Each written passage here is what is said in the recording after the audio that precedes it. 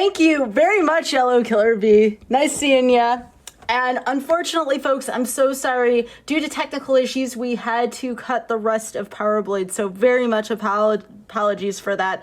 But without further ado, I still want everyone to get as hype as you possibly can, because this is it, the end of the Nest Block. This is Enchantress of Numbers with Zelda 2 Reverse Boss Order. Good luck, Eon. You got this.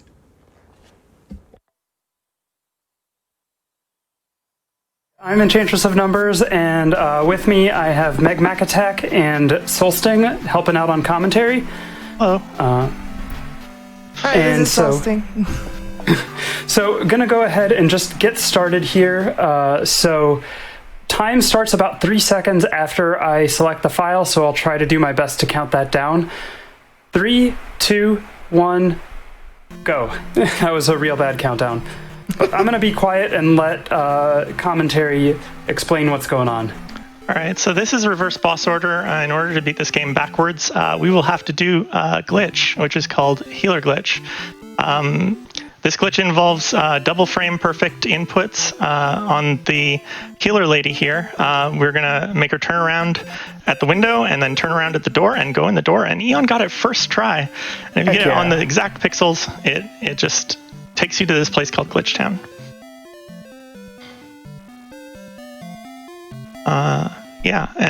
Now we've wrong warped. By the way, I'm Megmacattack. I'm also a runner of this game, although not this category. I like to run glitched runs as well, though, and I was involved in some of the routing that was done on this category, and 100%, which is also a glitched category. So we have now moved over to the grave area, and we're about to go into Death Mountain the right way, which is backwards into the back end of Death Mountain, and this is a very challenging bit of the run for especially beginners. We're gonna beams through the bridge. We're gonna go get the hammer. This is going really well so far. We're going to go get the hammer, which basically opens up the early game completely, and we're going to get it really early because of rung warping over here. If you're familiar with Zelda 2 in general, like you've played it and you've been angry at it because it's a very hard game, you know that Death Mountain is one of the worst parts, and we have just skipped it entirely. We just went right past every bit of it that hurts. Eon doesn't get the candle in this run, so all the caves are going to be this lovely blue abyss where she has to watch for 4 pixels on the floor to tell where enemies are. Yeah, if you look really carefully at the floor, you may, depending on what quality level you're watching at, you may be able to see the enemies that are on the ground. You may be able to see their feet, and that is what Eon is using to tell where they are, as well as memorizing where they should be. And some of the enemies glow in the dark, and that's because their color palette is part of the palette that is visible in other areas of the UI.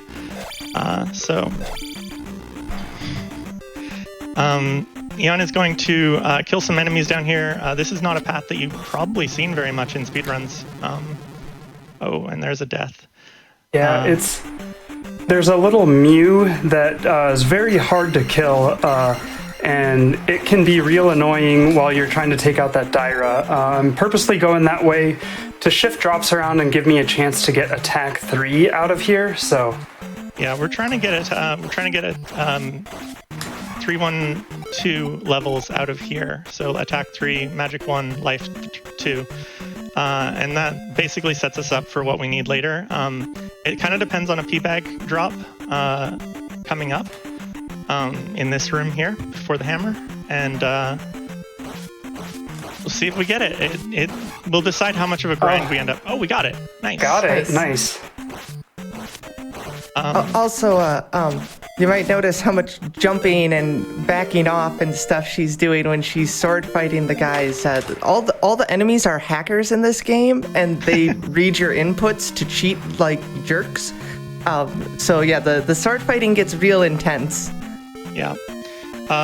So when Eon does like jumps around enemies, the point of that is to basically make it so the enemy keeps moving towards Eon, and if you don't do that, some of those Daras, the axe throwers, they'll end up under overhangs, and they're very hard to fight up there. Almost impossible, really, to do without getting hit. And they hurt really hard at these levels. So, we are now getting the medicine, which we require to get the fairy spell, which is one of 3 spells that we're actually going to get in this run. This is actually also kind of a low percent run. We don't need very much to beat the game in this case. We literally just need, fairy, thunder and reflect. Reflect. Yeah. Those are the only spells we're going to get. We're not getting life. We're not getting shield. That's going to make some of the boss fights incredibly difficult. But yeah. Also, I don't place any gems before going to Thunderbird, so... Yes, gems are usually used in speedruns of Zelda 2 in order to pump up your XP. And we're going to finish the game at relatively low levels, especially compared to like an all keys run. So yeah, it's almost a low percent run as well, which is kind of amazing. Yeah, pretty much the only safety I get is I pick up 2 heart containers so that I can survive 1 hit from Thunderbird. Yeah. You might think we're coming back to this town to get shield, but no, we're actually going to do another healer glitch, and this time we're going to do it a little differently when we get into Glitch Town. Didn't get first try this time. No. And then You can only be so lucky. Yeah, it's time to reset. Immediately after the second healer glitch is one of the hardest tricks, and it's where EnchantressOfNumbers gets her name. Yes, there will be counting. Very, very difficult counting. Yes. All the way to 5. So you may notice that Eon is sometimes backing off immediately after the first input. That is because she knows that she missed the pixel on the first one. You can tell if it's the right one basically by where her nose is. Oh, that was really good demonstration of the ping-ponging. Yeah, so I got a count. Can I get some quiet time? That was 1.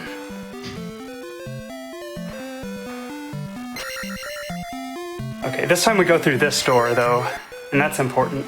2. 3.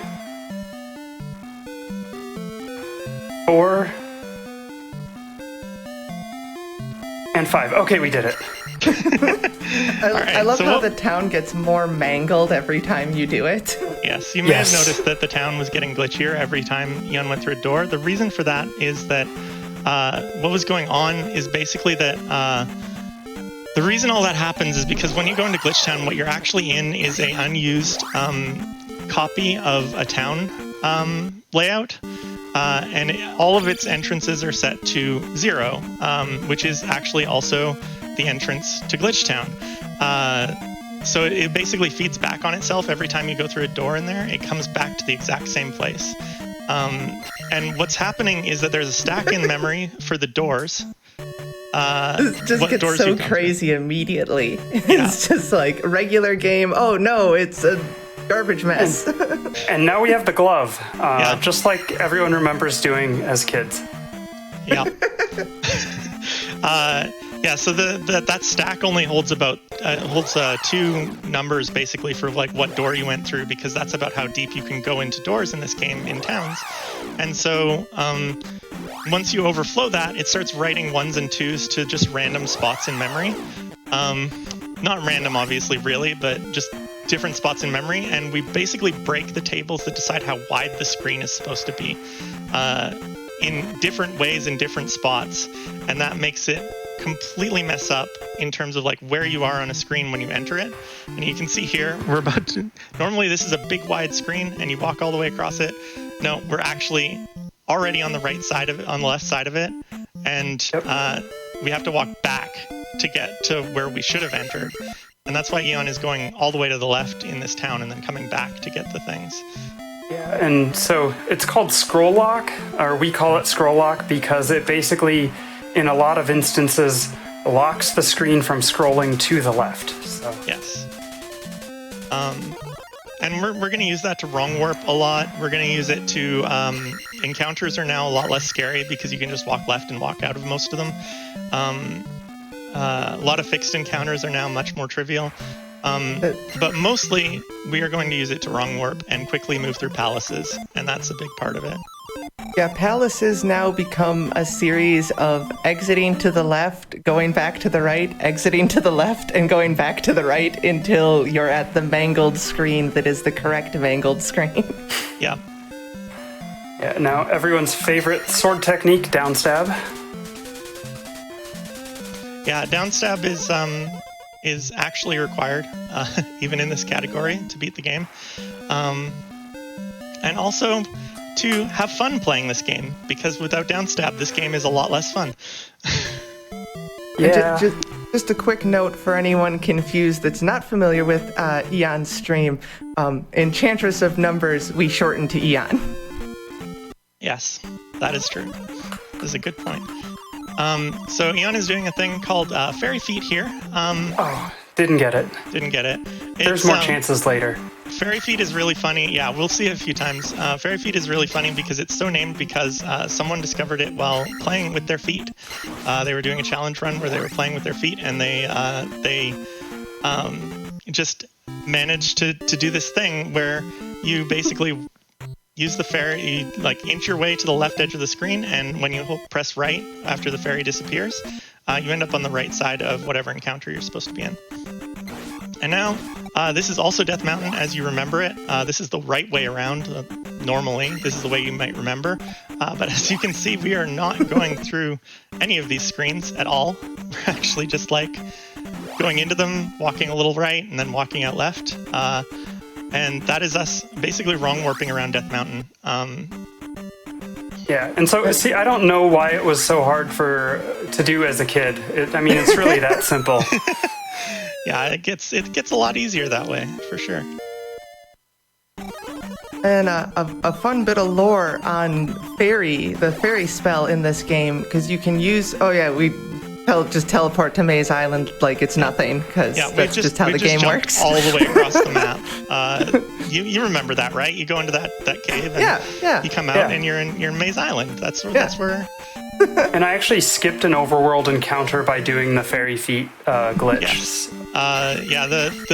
Because of the way the game works, if you go into that encounter the right way, you'll come out going down, up, left, or right, depending on how you went into it. Like, it'll go the opposite if you fairy feet out of it, or the same if you don't fairy feet out. And if you don't manage to get that fairy feet, you actually have to do a fixed encounter that's kind of annoying. So it just saves a little bit of time to do that. Dang it. That Stalfos went back into the pit. I wanted to get that pea bag.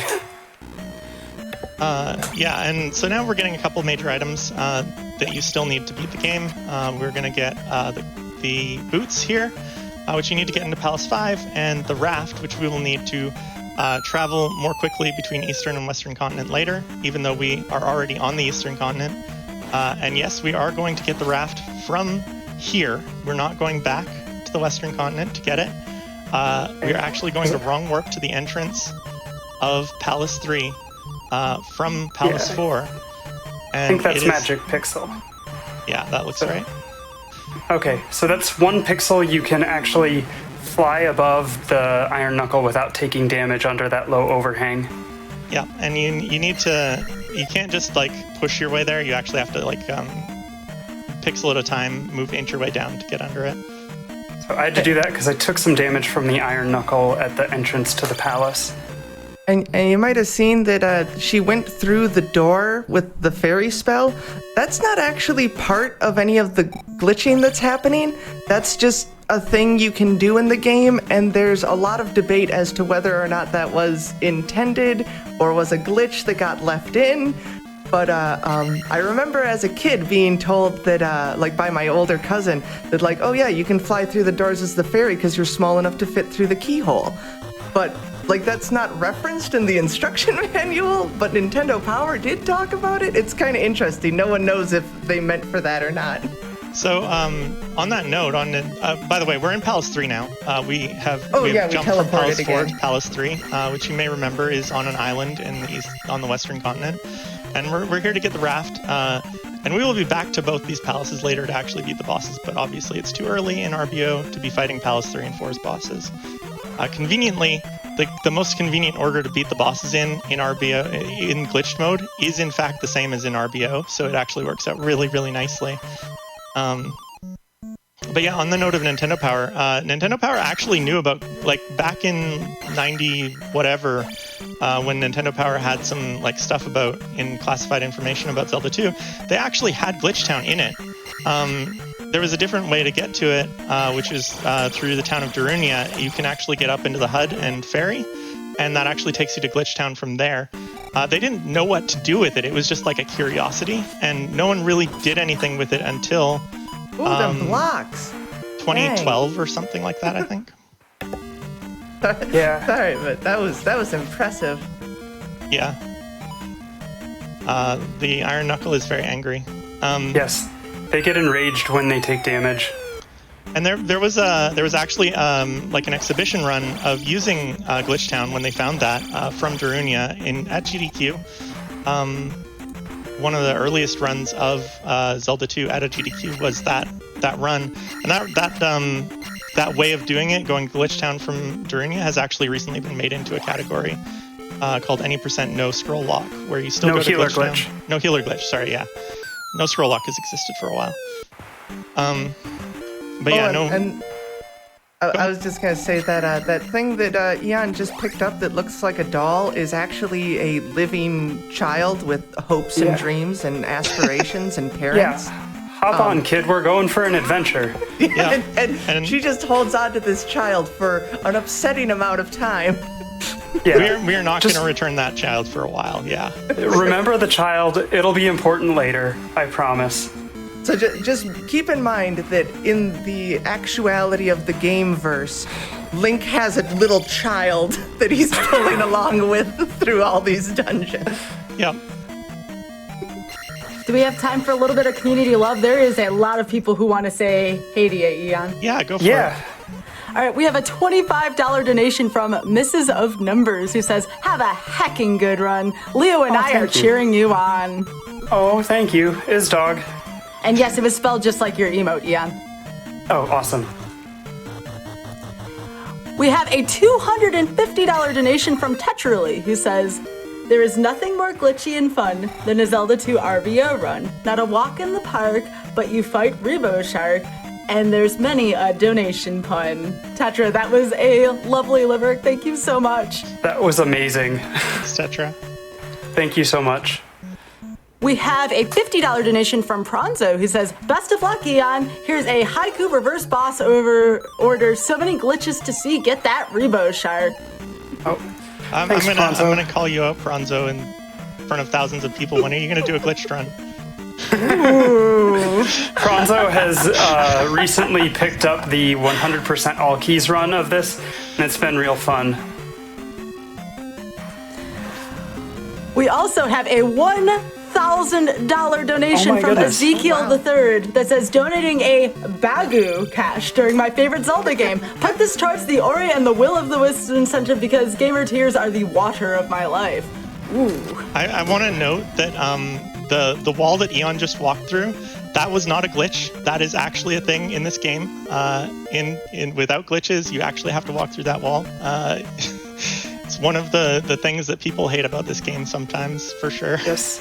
And we have a couple of real fun wrong warps coming up. Just gonna call that out right now. We're gonna jump around Eastern Continent a whole bunch just right away. I'm still not used to the times when the floor's not real, and every time you just walk out into nothingness, it gets me. Oh, that Tektite is a jumpy boy. Wow, yeah, that was a mean Tektite. Do we have time for a couple more? I'm not sure if this Yes. is... okay, Yeah, just yeah. want to make Good sure. time. We've got the grind coming up, and I mean, it's going to be a short grind because I got the P-Bag, but there's time for a few donations now. Okay, I have a $15 donation from Amethyst, who says, meeting Eon was one of my favorite things from AGDQ 2020, and I'm really proud to call her my friend. Thanks for inspiring me in so many ways, including to play and beat Zelda 2. Oh, thank you, Amethyst. No. We have a $10 donation from Lat Mackey, who says, good luck, Eon. Here's to fair RNG and the toughest first boss ever. And this is another familiar name, $100 from Must Be Tuesday Music, while Eon speedruns Zelda 2. Oh wait, hang on, I have to set this up poetically. While Eon speedruns Zelda 2, for everyone at GDQ, there's tips and Easter eggs from Solstng and Meg. I'm sending my best wishes to you. Good luck. Oh, that was wonderful. Thank you. So, yeah, Must Be Tuesday did a run with me at GDQ X last year, where we did live music to the run, and that was pretty awesome. And if you want to see something cool, I was the one doing the run, so I'm maybe biased, but I think it was pretty awesome. It was one of my favorite runs. I highly recommend it. There's so much more, but I can totally wait for the grant. So y'all let me know when that comes up, and I can continue to spread the community love. Yeah, we're going to get the thunder spell now. Got to jump at the cloud. That's placed very... why did I walk there? Okay. The Miyamoto cloud. We call those Miyamoto clouds. Yes, it's evidence that Miyamoto intended this route to work, so... And that village area has invisible enemies that deal a crap ton of damage, which is why Eon was just jumping and stabbing wildly. Yeah, and in fact, it's kind of funny because of the way scroll lock works. You come into this town on the left end of the screen, and that means that you actually have to walk back. Usually in the vanilla, in non-glitched runs of this game, it's really easy to get into this door. There's just one MOA, and you just walk left a little bit, and there's the door. But you actually have to walk across the entire screen in glitched runs to do that. And we're doing another fairy feat now, so you'll see it kind of a little more clearly how that happens. That went off nice. Yeah, so really I just need one more encounter, so if there's any, I'll take that, I suppose. Yeah, if there's any donations, it's a good time. Absolutely. I mean, the love just keeps pouring in here. We have a $100 donation from Cariad, who says, super excited to see my friend and great runner EnchantressOfNumbers do her Zelda 2 run today. I am so glad to be part of the speedrunning community, and it means a whole lot to see everyone support the great organization. MSF, good luck to Eon and all the other runners. Oh, thank you so much. That's wonderful. And then we have an additional $50 from Carriot, who also says, I'm making an additional donation to wish Eon a good luck on her run. Super excited to see you kick butt at Zelda 2. Oh, thank you so much. All right, we are now in Grand Palace, or Great Palace. And you'll notice my levels are 433, much lower than most people would ever dare set foot in this palace. Yes, and it's interesting because in the shorter glitch run, any percent, you actually come in with lower levels, but it matters less because we do a different scroll lock in that category, and enemies tend to spawn behind you in any percent. In this category, they tend to spawn in front of you. Made it past the spicy chicken. Yes. Those are, the community calls those spicy chickens for obvious reasons. Yeah, so the enemies are spawning in front of you on here, and that makes them considerably harder, and especially at these levels, it's really dangerous to get hit by any of them. That room is actually one of the hardest rooms in the run, in glitch runs. You can only get hit by those horse heads, I think, twice with life 3, probably, before it really jeopardizes your ability to get through here. And those little blue blob boys are always super trolly. Yes. Sometimes they'll just sit there and quiver at you, but sometimes they'll hop right for your face. Yeah, bots are jerks in this game for sure. Okay. Oh, come on. Also, in any percent, we usually ferry over a lot of these rooms that do have enemies that spawn in front of you. But I actually need to save my magic for the next room, so... Yeah. And I'm also, unlike any percent, we are not going to do what we call Thunderbird skip. We are actually never going to do that in this run, which is why we don't need jump, which is required for Thunderbird skip. So that bot was... Yeah, that was mean. I got impatient and... We're also about to see a very rare use of... Are you going to use Thunder since you died? Yes. Yeah, okay. We're going to see a very rare use of Thunder on anything other than Thunderbird. Believe it or not, you can use it on normal enemies, and it basically has an incredible knockback effect on them, so it gets that one out of your way. Normally there's a very different way through that room that uses jump, and again, we don't have jump, so... Yeah, I found the safest way through that room. The problem is now, since I did die, normally I would take a death abuse, but I'm gonna try for a red jar. It's 50-50 chance. Maybe I'll get lucky. Yeah, we're at a point in this run where lives are actually pretty precious. Because if we game over, what will happen is we'll have to go back and we'll have to do another healer glitch. We'll have to come all the way back out here. It will definitely lose us some time if we have to do that. From Great Palace, you actually do retain scroll lock, so... Yes. Oh, that's true. Yeah, if you game over here... Yeah, I guess you could deliberately game over. Yeah, Okay. I'm pretty far into Great Palace at this point, though. No, I know, but like after. Yes. So...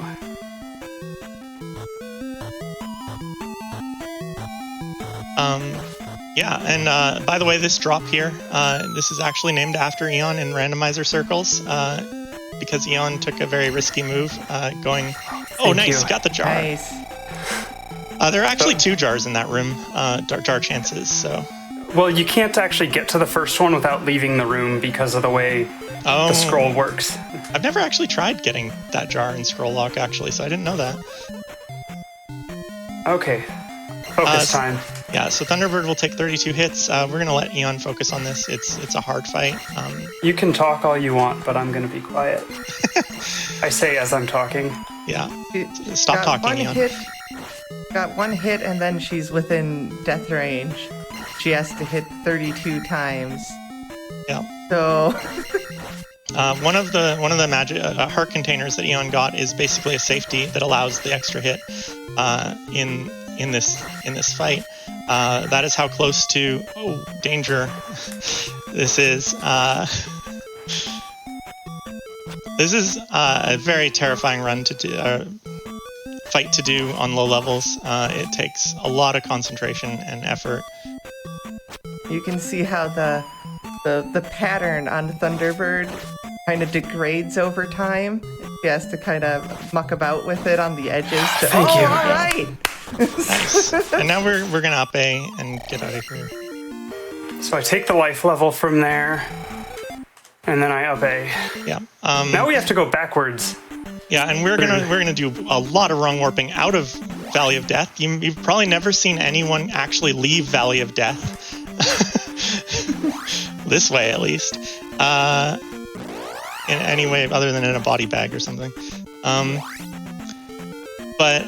Yeah, so we're actually going to wrong warp our way out. By the way, the pattern that Eon was using to beat Thunderbird there was, we call it pendulum pattern.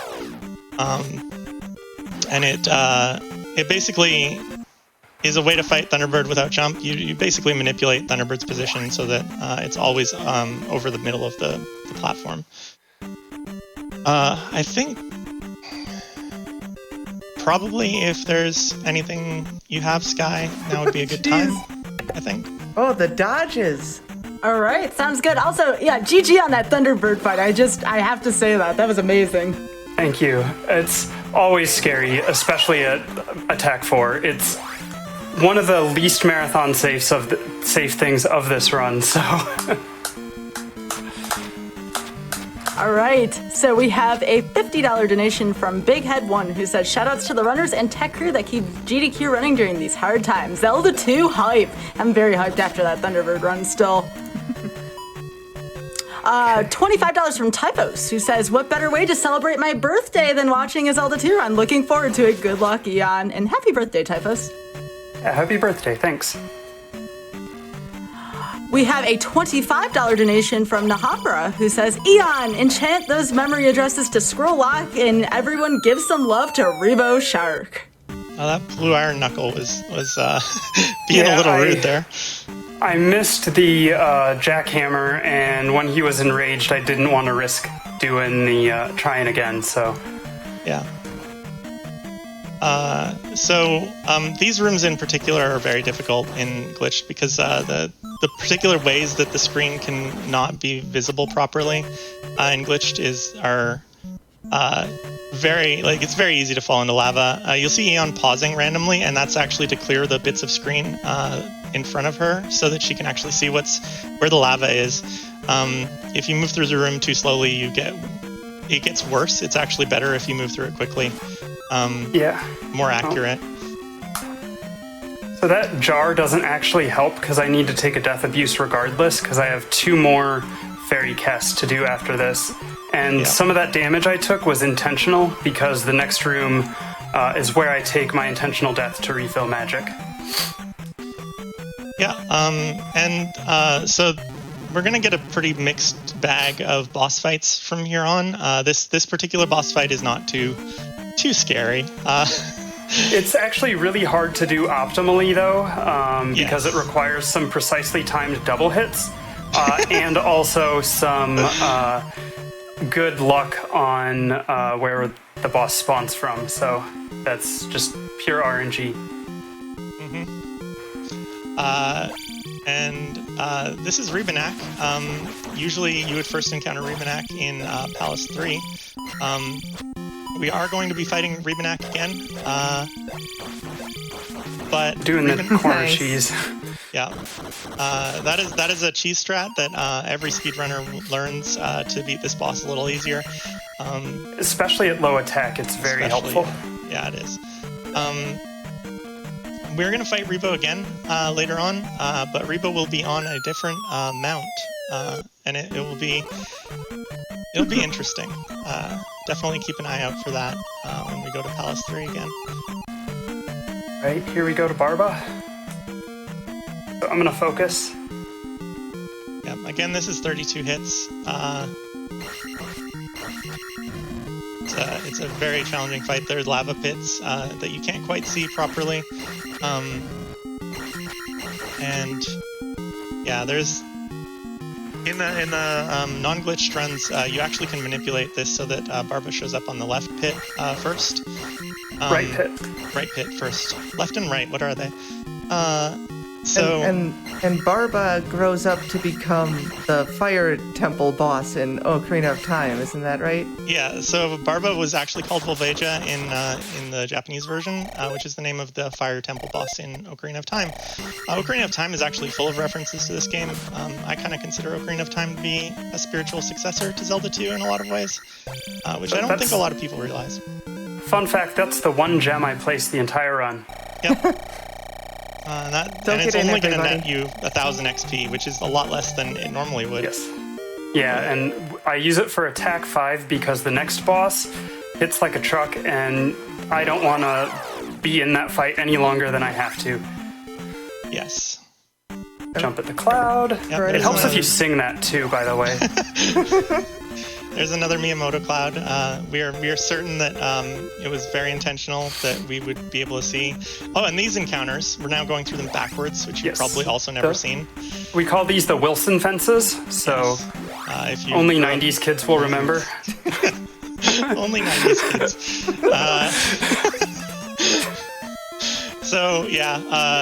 Because of scroll lock, they get a lot easier if you go to the left in them, so that's nice. And we go back over the water again to Palace 5, and the other Zelda 2 reference, by the way, is all the towns in this. Their names were reused for most of the stages in Ocarina of Time, so the towns are ostensibly named after the stages in Ocarina of Time. But also, Ocarina of Time reintroduced Iron Knuckles, I believe, for the first time. Which are the night enemies in this game, as opposed to Dark Nuts from Zelda 1, which were also in Link to the Past somewhere. I definitely think that when they were making Ocarina of Time, they were looking at this game a lot, because it also has a very similar kind of combat approach, I think, although simpler in Ocarina of Time. The combat in this game is so good. Yes, I can't state that enough. The beautiful thing about this game, it's so hard when you get started, but once you start getting good at it, it's so fun to be good at the combat in this game. And there are very few speedruns that I've ever tried that I felt got more fun, significantly more fun the better I got at them. A lot of the time it just feels like a grind to get better at speedruns, but this game in particular is just so much more fun the better you get at it. It is very, very hard casually, not just because of the overall difficulty of the game, but it's pretty obtuse on a lot of things. Like, you all probably missed when Eon used the hammer on a random piece of forest to expose a game-required village that you need to go to. It's true, but at the same time, its obtuseness is a little overstated. This is another very hard boss fight. The flail here hurts like nothing else in the game. It will hit you so hard at life 4. So Eon can only take one hit before dying on the next hit. So this is a very safe strat. Nice. In other speedruns, you'd usually see a jackhammer on the belly kind of strat, but that's really unsafe here. All right, so now it's time to dazzle, as we say. It's an overworld manipulation called the Dazzle Walk, named after a speedrunner who developed it. So, yeah, and we are I was 3 going to ask out you of about the extra. 7. Oh, we didn't get the safety life. that's fine. Okay. I didn't because I wasn't on my last life. Okay, fair enough. So yeah, Jump at we're the 3 cloud. out of 7 bosses down now. So Jump at the cloud. things are going to get considerably easier from here on out, for sure. Yes. So remember that kidnapped child we rescued about 20 minutes ago? Now we're finally returning that kid. That kid has seen some stuff. Yes, including a completely broken world. I we feel just- like someone ought to write some fan fiction about like the kid's I would experience love to going through read this. that. Yeah, So- it's like framed as like the child at therapy recounting what happened. So our third and final spell here, the Reflect spell, necessary to beat Karok, which is the next boss. So Yep, the third and last spell that we're gonna get, and we're basically just gonna go straight over to Karok and do that fight. we will have a nice wrong warp coming up, though. Yep. It makes this walk back to the maze so much easier. Yeah, it's a short one, but a good one. It doesn't seem like very far, but it does help for sure. Because we have a much better manipulation for the spawns on this walk from that cave than from coming back from town. Yeah, one of the really nice things about glitched categories of this game and categories that allow up A, which is another differentiating thing between categories in Zelda 2, is there's considerably less overworld manipulation. The All Keys run in particular has a lot of the skill ceiling in it is all about manipulating encounters and slinking them and all of that, and the glitch categories tend to have considerably less of that, which is nice. Do we have time for a few more donations? Yeah. Yeah, so this we're is- coming up on Karok, which is the RNG boss, so Yeah, we're literally just gonna sit in the corner and wait for it to finish. Like, You lay down in the corner and wait for him to finish himself off. That's Yeah. all you can do. yeah, so go for it. All right. We have a $5 donation from Dijon Ketchup, who says, a haiku. I met Eon once. She had a Tetris arcade. I was bad at it. Best of luck on the run. Shoutouts to Remo Shark. Thank you, Dijon. thanks, Dijon. We have a $75 donation from Garvey, who says, good luck with the Zelda 2 run, Eon. Thank you, Garby. And we have wrong warp back to Palace 3. I just wanted to note that. We are now going to do the Palace 3 boss. And if anyone has any Rebo Shark emotes, get ready to spam them when the boss shows up. Yep. Yeah, we're gonna see Rebo again, and Rebo will now be riding a shark instead of a horse. A floating horse. A floating horse. Looks like it's out of Breath of the Wild, honestly, the horse, but the shark does not so much. You could probably get also, another. Fun thing, right now, the only way I can actually refill my health is by leveling up or dying, so... go ahead with donations. Okay. We have a $10 donation from Frozen Flygon, who says, "Hi, Jan. Meeting you at AGDQ was amazing. Thank you for teaching me how to play Tetris. Your runs are always incredible, and you inspire me as a fellow woman in mathematics." Meg, Oh, thank you, Flygon. this is for Meg as well. Meg, thank you for always encouraging me to be proudly myself, exclamation marks. And hi, Solstng. Hi, I'm Solstng. That was in capital letters for you, by the way, Sol. Nice. So furious waving. Did you need this, Solstng? I do need this, yes. Thank you for asking. All right, so here we go. Next room is Rebo Shark. So Yeah. Yeah, and the thing about Rebo Shark is, I'll explain kind of after we get through it, why it looks the way it does, because it's pretty interesting why it happens. get those Rebo Sharks or other shark emotes in chat. There we go. Look at that boy. Oh, come on. I like how the shark just kind of shamefully drifts off screen. Sorry, buddy, you're on your own. You fell off. All right, I'm out of here. Did you get the I got a hitbox glitch. Oh, Yeah, no. I got the hitbox glitch, so This that has was never why I was happened like before. standing inside of his hitbox. Like, it's rare, but it happens, and of course it would happen in the marathon run. Yeah, obviously. Yeah, so sometimes for some reason the hitbox on Rebo can get wonky, and it's actually not where Rebo is, particularly in glitched runs, I think. I don't know. Does it happen? Yeah, I've never seen it happen unglitched, so Yeah. I don't know why it happens. I just know that it does. Yeah, so the hitbox was not where it was supposed to be, and that was Rebo Shark. Rebo Shark happens because we came in through Palace 4. So we came in through Palace 4, so all the sprites and tiles and everything, they're set up for Palace 4, and the most of the tile set that's used for Rebo Shark or Rebonac is actually used up by Karok's sprite set. So if you actually go back and like look at it, you can actually see that it's actually Karok's robes that are making up that shark, and it's just really beautiful that it comes out as something that's intelligible as something. It kind of looks more like a whale to me than a shark, to be honest, but it's still like very much looks like some kind of sea creature. Well, And yeah, Rebo but Shark is the official mascot of Glitched Zelda 2, so... Yeah. I mean, it might look a little bit more whale-like in the right lighting, maybe more in like Temple 5 it would look more whale-like. But, I mean, what sort of knight's gonna ride a whale? Come on.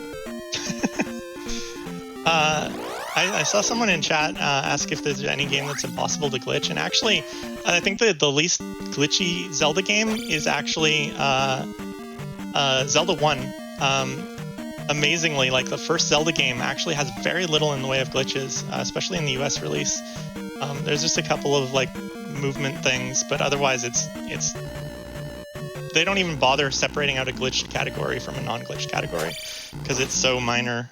It's just time saves, but otherwise you're still doing roughly the same things.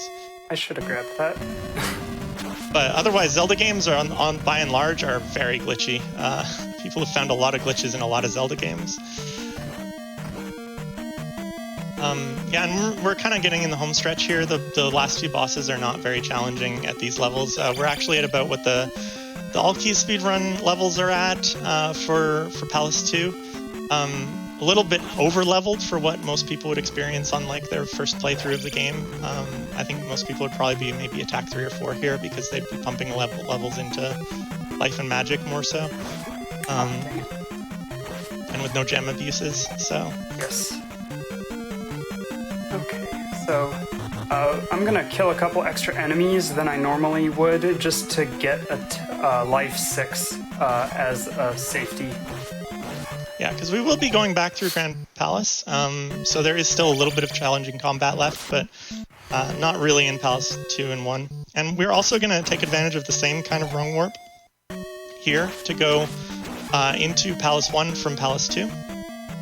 And the reason that happens is because Palace 1 and 2 and 5 also share the same memory area for their level data and the 0 room that we wrong warp through a lot happens to be the entrance of the lowest numbered palace in the set of 3 that they're in. So wrong warping out of any room in Palace 2 takes you to Palace 1. Likewise with Palace 5 would also take you to Palace 1. And there's actually you can also get a glitched horse head through going through Palace 5 instead of Palace 2 to get to Palace 1. Yes, and that's fun. It's a little bit slower to do that, but it's a lot of fun. I'll just do that to get the level now. Especially in RBO, because it means you have to go back to Palace 5. Yes. I like how that last boss you beat, like, he doesn't even get his actual head up out of the armor before you kill it. It's just like, oh, all right. Yeah, it was a really good It was a very clean helmet head. That's about optimal, honestly, with these levels. We could probably do a few more donations. There's not really much interesting at this part of the run. All right, sounds good. We have $75 from Bridget and Brad, who say, "Hey, Enchantress, good luck." Thanks. We have another haiku here, $50 from Vorpy, who says, "A quick haiku, reverse boss order. The Enchantress of Numbers glitches this game hard." You can see how little damage Horsehead did there. Like, it wasn't even a full box of health. Yeah, and Horsehead barely even got on screen before getting wrecked, so. We also have a $5 donation from Brad, who says, "Good people, good cause, good runs. Good luck, Enchantress of Numbers, even though I'm sure you will not need it." Thank you. A lot of Rebo sharks in here, too, that I'm not reading, but a lot of Rebo shark love in general. Arbor Elia donates $50 saying, "This has been an amazing run, Eon. We are all air on this blessed day." Thank you so much. So yeah, now we're just making our way back to Great Palace, so feel free to get some more donations in. Absolutely. Matt donates $25 saying, "Eon and Meg and Solstng, what a dream team. Good luck on your run." Thank you. We have $100 from Windchaser, who says, "SGDQ is here, had to donate during the Zelda 2 run. Good luck, Enchantress, and to all the other runners for the rest of the event. Great event for a great cause. Hype." We have $50 from Trav White, who says, "Good luck, Ian. Revo Shark. Hype." Thanks, Trav.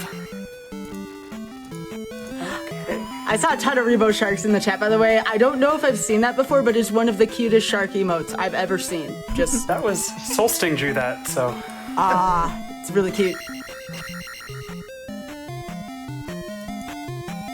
Do we have time for a few more, or are you? We're just going through. Again. We've seen this before, so Okay. we're just going through Great Palace again, same way we did last time. Once we get close to Darklink, we'll interrupt. Feel free to do so. We have a $500 donation from a Megatherion, who says, "It's a secret to everybody." Thank you so much.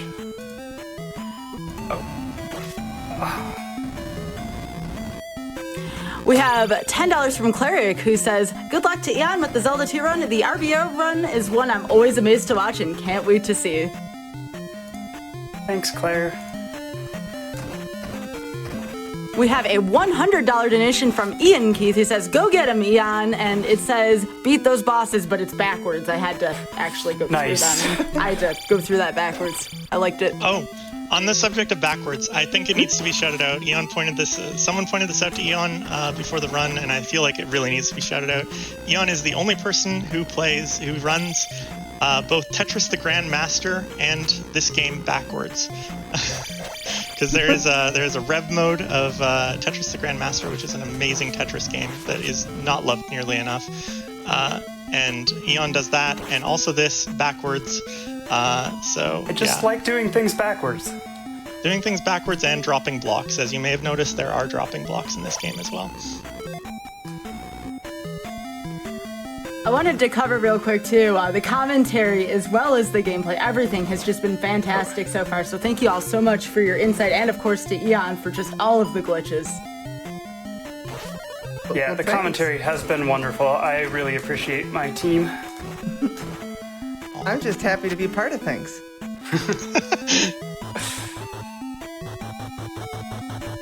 But on a related note to that, I first heard about Eon from one of her GDQ runs. Like, we figured it out. It was your card captor Sakura. Oh, Tetris. Yeah.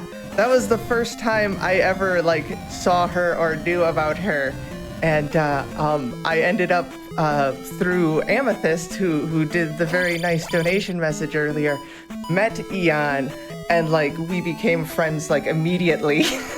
So it's just kind of crazy how stuff can go in this time and age that we're in. That you can see somebody on the internet and be like, wow, they seem really cool, and then you just talk to them every day. Yeah, for sure. Eon was one of my inspirations to get into speedrunning and all that and streaming. So it's pretty mind blowing actually to be on GDQ virtual couch with Eon. And I'm super honored to be here. And Eon means a lot to me. Can I get two more quick donations? Yes. Just two more. I'm so sorry. I want to make sure I fit these in. Go ahead. We have a $25 donation from Supersonic, who says, Eon is one of the nicest and coolest people I've ever met. She is amazing at Zelda 2, and I'm absolutely amazed at this RBO run. Really enjoying these glitched worlds. Keep it up. And then a follow-up to the child. We're talking about the child earlier. $100 from Amazing Toaster, who says, that poor child. We tend to take him on some odd adventures in Rando, too. Yeah, nice. For sure. That kid's probably seen more than screen Link. there. So if I didn't clear that off, it would be black, and I couldn't actually see Dark Link for the fight. Yeah. Dark Link's fight is not really very much different, glitched or anything like that. It's no matter what attack level you have, it always takes the same number of hits to beat Dark Link. I think we should maybe shout out some community stuff. Yeah, also. we should. Time stops when I stop walking to the right afterwards, but okay. And time. So yeah, that's the run. Thank you so much. A couple quick shout outs to the community. Definitely Simple Dude and Light, who recently picked up the category and have just been killing it. And then the whole Zelda 2 speedrunning community is amazing. Was there more you wanted, Meg? Yeah, I mean, Squibbins and Yes. And Yeah. Nefarious Nosferatu also contributed a lot to the routing of this category. They did. Yeah, I mentioned that in the interview, didn't get it in the run, but they did a lot of work before I came in and did it, so thanks to them for making it possible. Yeah. And GTM, who did the first proof of concept run, he did a lot of work figuring out how to get everything in the glitched state, so another person who's real big into why this run is possible. So. Also, whoever figured out the door stack glitch in Glitch Town, I don't know who that is actually. I don't either. Diesel, maybe? But Fiesel mentioned that there was something on SDA, and that's what he used to do his run. So we could probably track it down, but I just don't know. Yeah, I don't know either. We should figure that out. Anyway, can I get the time on the run, by the way? Looks like Does anyone have that? 50:59. Oh, nice, sub 51. All right, well, with that, I think I'm going to hand it back. Enjoy the rest of the GDQ. Thank you all for the wonderful donations and support, and for watching.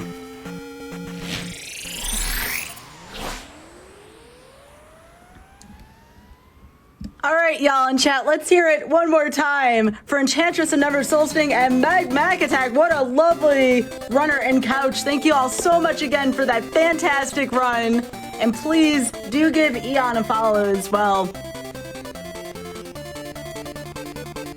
So coming up after this, we'll have the Elder Scrolls 4 Oblivion, and Sandy X will be running that. We're going to be doing No Out of Bounds on the PC version. But first, a few more donations here. There was so much love for Eon. I'm going to see if I can get through some of the rest of this here while we have a few minutes in setup. So we have a $50 donation from LCM, who says, Adventures of Link haiku. I like Ganon's laugh. Maybe they'll read this like him. Ha ha ha. Great job with the stream so far. And here's to a great week. I did my best there. So now we've had haikus, limericks, and reading haikus and limericks like characters. This is wild. I love this. Thank you all so much. We have $100 from a Silent Harmony who says, as an EMT, I've seen the toll COVID has taken on local communities and organizations. GDQ and MSF bring so much hope to the world, it's amazing. But they can't do it alone. Let's keep doing our part with social distancing and wearing masks as we can all one day wipe out this pandemic like Eon is wiping out these bosses. Shoutouts to all the runners, couches, hosts, staff, sponsors, and volunteers making this event special as always. Thank you for your donation, Silent. Zudma donates $10 saying, donating to cheer on Eon in her run. Glad to have a GDQ done in a safe and healthy way given the current situation in the world. Putting this to Ori and the Will of the Wisp for a gorgeous game that deserves to get an on-screen run. Here's to another successful marathon benefiting MSF. Hype!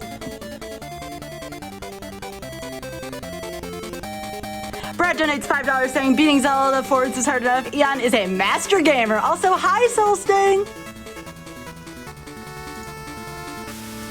Air Angel donates $15 saying, Remo Shark is best robot shark. Changed my mind. Just kidding. You can't. Love this run. Thank you, runners, comms, and SGDQ volunteers.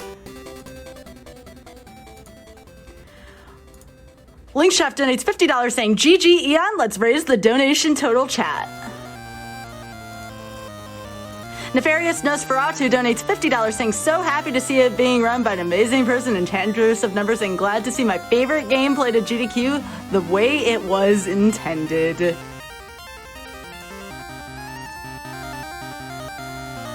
Shensi donates $25 saying, here's a haiku for you. Skybilz is awesome, Enchantress can count to 5. I cannot. I like it. Thank you very much for your donation, Shensi. We appreciate the haiku as well.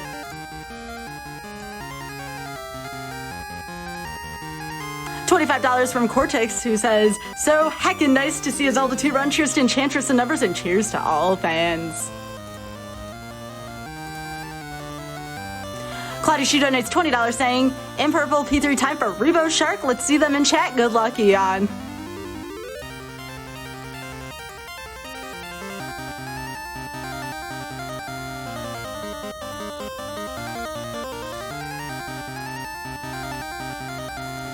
Alright folks, that is going to do it for me. I will see you all later in the week. This is Skybilz for GDQ. We're going to be going to an interview, and once we get back, Musical Daredevil will be here as the host, so please be sure to give Musical Daredevil a warm welcome. Go ahead, interview, take it away.